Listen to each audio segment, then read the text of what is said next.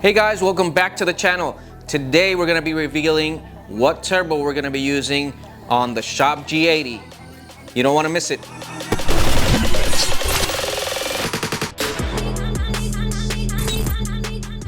Hey guys, Fernando here from Ostar Motorsports. Welcome back to the channel. Today we're going to be talking about picking the right turbocharger. In this case, picking the turbocharger for our Shop G80. Now, when you're shopping around for a turbocharger, there are many things to come into play, right? Are you going to be drifting? Are you going to be drag racing?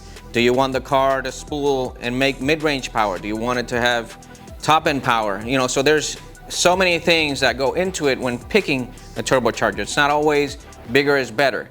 So in our case, we have a goal in mind. We will have 1200 horsepower. So we really want to make sure we're picking the right turbo to make that amount of power and to have the best amount of power band making that 1200 horsepower. So if you've been following the channel, on the last video we talked about building the motor, transmission, and the importance of that for the specific power that we're shooting for, which is 1200 horsepower.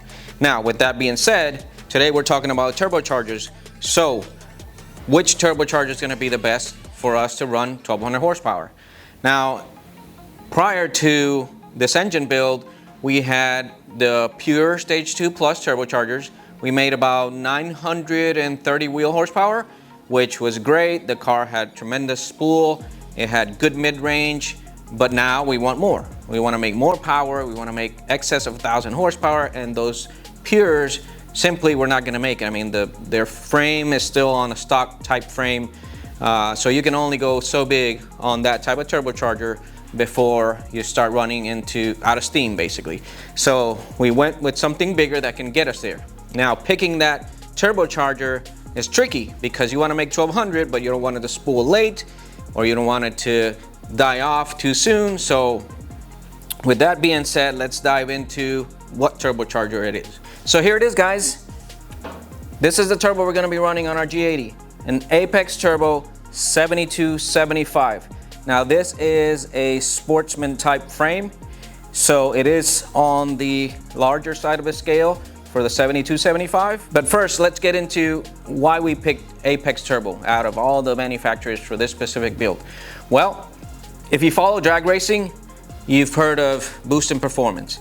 If you follow drag racing, you've heard of RRT. Their Evo just went a blistering 200 plus mile an hour on the quarter mile.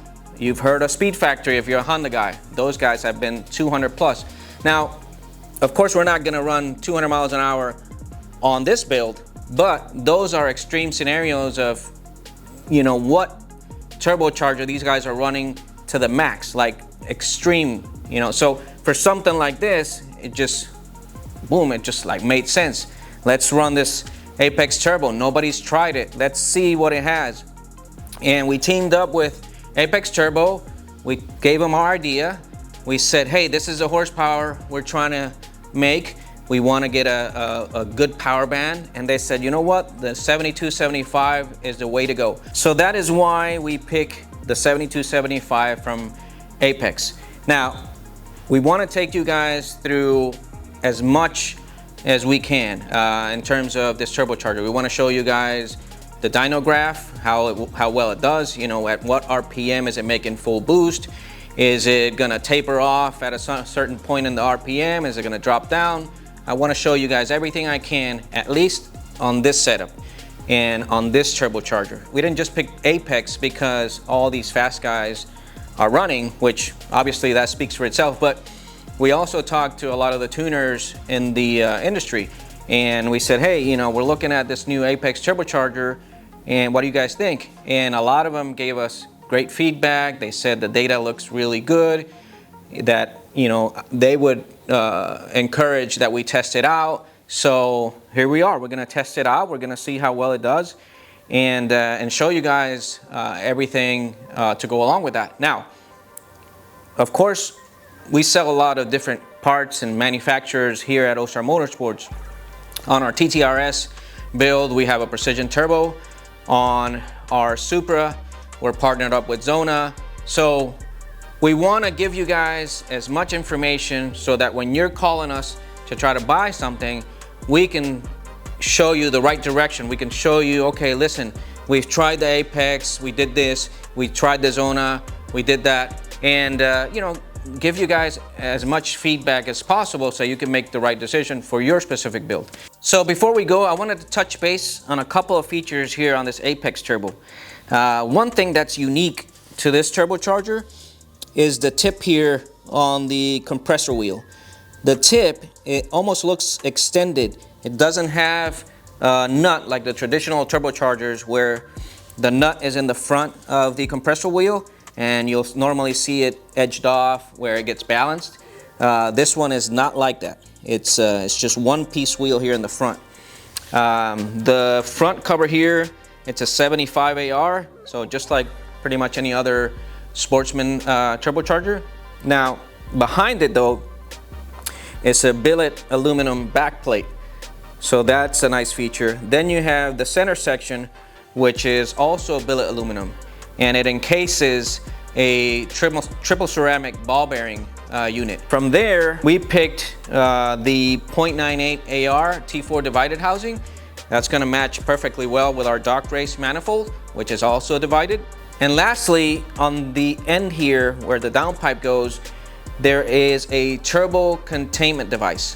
Now, what is that for? Well, for the guys that make a huge amount of power or push a large amount of boost, a large amount of heat, there's always a chance the turbine wheel can break loose and then fly out or through the exhaust.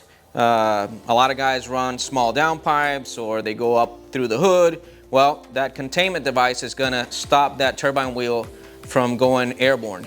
It's gonna contain it there or do the best job it can to contain it there. Coming soon, this is gonna be a requirement from NHRA.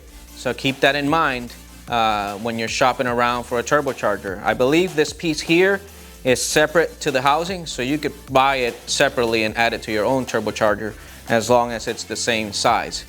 But that's it, guys. This is pretty much all the features I wanted to touch base on for the 7275. So with that being said, that's pretty much it, guys. This was the last piece of the puzzle. Now we're gonna put it right back in the car. We're gonna try to get it started here in the next couple days. So stay tuned, because you're gonna watch that first startup and you're gonna watch the next couple videos of dyno, testing, and all that comes with that. Now, if you wanna follow what we've already done, be sure to go to the channel. All the videos are there. Make sure you like and subscribe, and we'll see you on the next one.